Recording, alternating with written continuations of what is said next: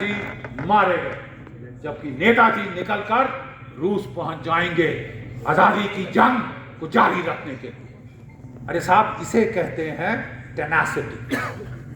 मैं हार नहीं मानूंगा। जर्मनी से नहीं हुआ, भाड़ में जाए। मैं जापान से आके मिलके लड़ूंगा। जापान भी हार गया, मैं रूस जाऊंगा। लेकिन जब तक मेरे खून का एक भी कतरा है मेरे बदन में, मैं ये लड़ाई जारी रखूंगा।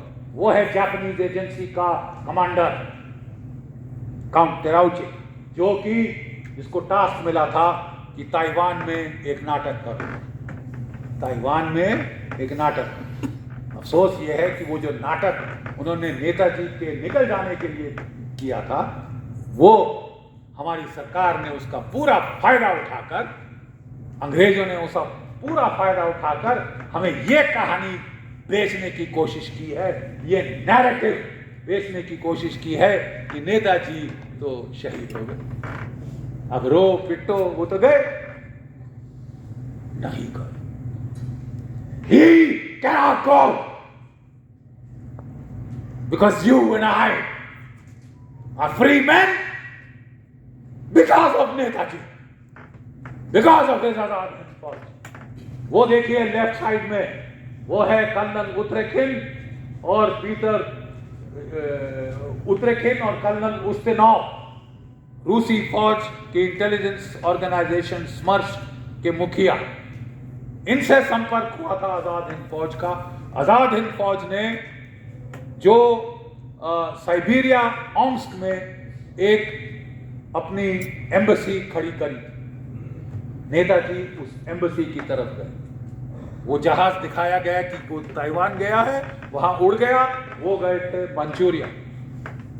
उत्तरेखिन और उस्तिनोव, ये जो दो खड़े हैं, इनको सरेंडर किया, ठीक है।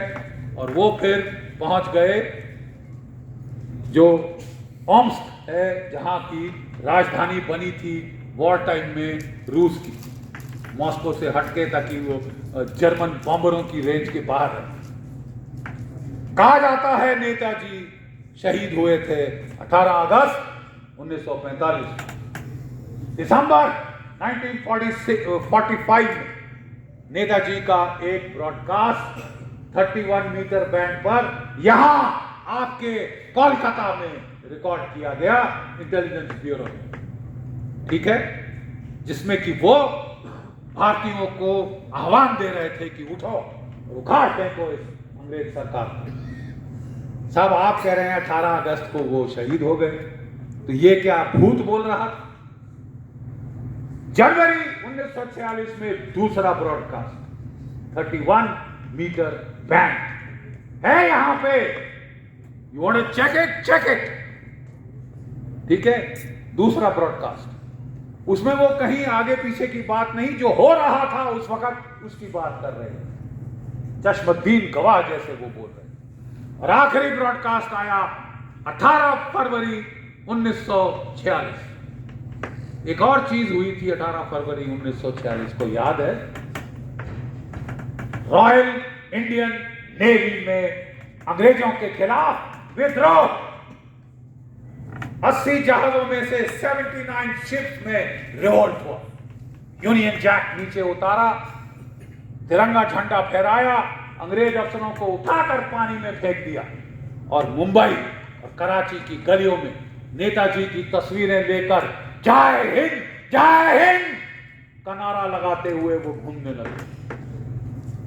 छक्के छूट गए अंग्रेजों के।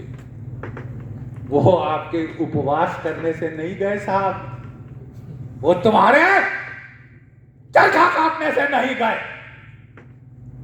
उनको धकेला गया जब उन्होंने देखा विद्रोह भारत की सशस्त्र सेना, और ये तो नेवी थी। जबलपुर जो मेरा घर है, जहां आपके मूल के बहुत सारे बंगाली लोग भी रहते हैं, वहां पे दूसरा भारतीय सेना में विद्रोह हुआ। और तब छक्के ऐसे छूटे अंग्रेजों के, उसी दिन lord Pethick Lawrence, secretary of state for India, को एरोप्लेन में बैठ के भेजा गया, भैया ट्रांसफर ऑफ पावर नेगोशिएशन शुरू कर दो, इसके पहले कि हमें धक्के मार कर निकाला जाए। 25 लाख की ब्रिटिश इंडियन आर्मी है, 40,000 गोरे सैनिक हैं। अगर इन्होंने पत्थर भी मारे तो हम 2 दिन नहीं टिक सकते साहब। ये थी नेताजी और आजाद हिंद फौज की उपलब्धि। पूरी लॉयल्टी खत्म कर दी भारतीय फौज की अंग्रेजों के प्रति।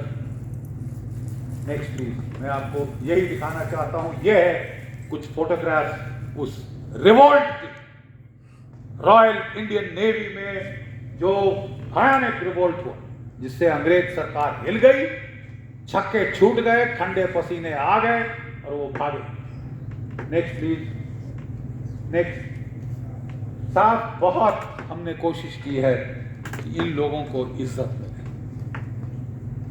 2019 में हमने रिक्वेस्ट किया कि साहब 5-6 आजाद हिंद फौज के सैनिक रह गए।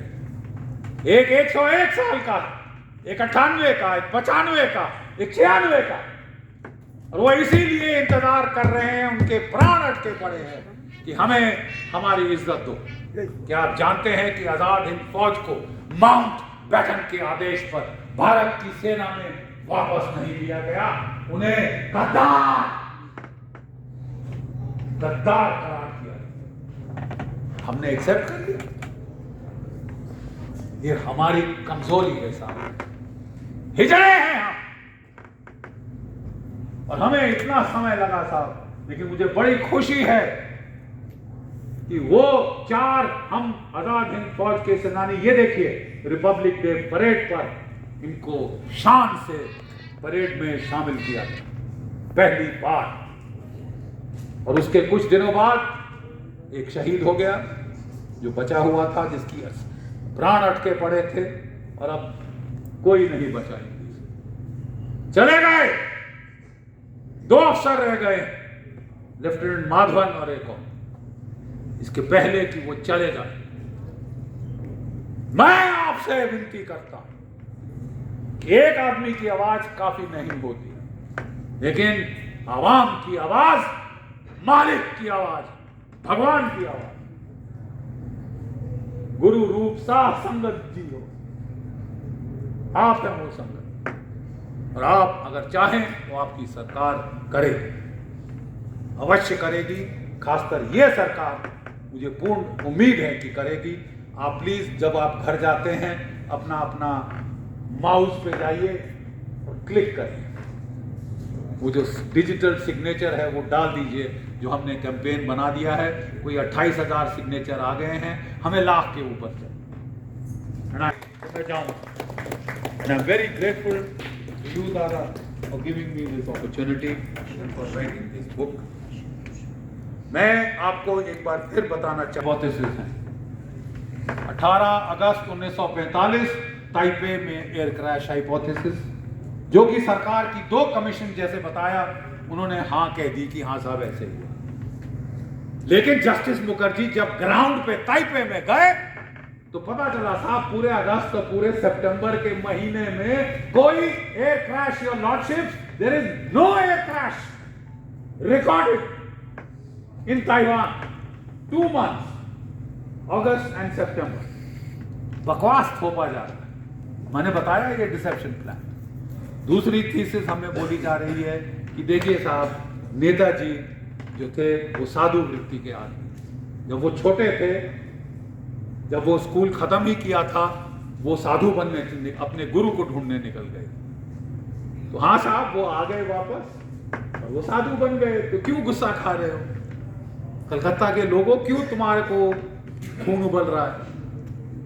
वो तो आ गए, घर घर आके मरे, 80-90 साल की उम्र के ऊपर जाके मरे। नेताजी एयर क्रैश में हम साबित नहीं कर सके। नेताजी रूस गए, कोई प्रूफ नहीं मिल रहा। तो साहब नेताजी आ गए वापस, वो साधु बन गए, और खुश रहो, तुम भी खुश रहो, रोना बंद करो, खत्म हो गया, it's all over. It's not over, it's not over. Truth Siberia की एक मैदान में है, जहां पे एक गुमनाम लाश है। आप लाश को भी वापस नहीं ला सकते, उसकी लाश को जिसकी वजह से तुम आजाद। उसकी लाश को, जिसकी वजह से आज जो जिमखाना क्लब है उसके बाहर ये बोर्ड नहीं है जो अंग्रेजों के जमाने में होता था, Indians your lordship, Indians and dogs not allowed. भारतीय और कुत्ते, तुम्हें अंग्रेज कुत्ता कहते। जहां ये चीज बाहर आई तो रिश्तों में दरार आ सकती है, बड़ी भारी रिश्तों में दरार आ सकती है। किताब तुमने पढ़ा, मैं आपको बताना चाहता हूं, वो समझ गए कि ये साइबेरिया पहुंच गए। रेमंड मोडी जो कि होम सेक्रेटरी था, उसकी चिट्ठी जहां वो है, उन्होंने स्टालिन को बोला, ये देखिए साहब, ये आपका गुनहगार, ये तो हिटलर के साथ फोटो देखिए, ये मुसोलिनी के साथ फोटो देखिए, ये तो आपके दुश्मनों से मिला हुआ था।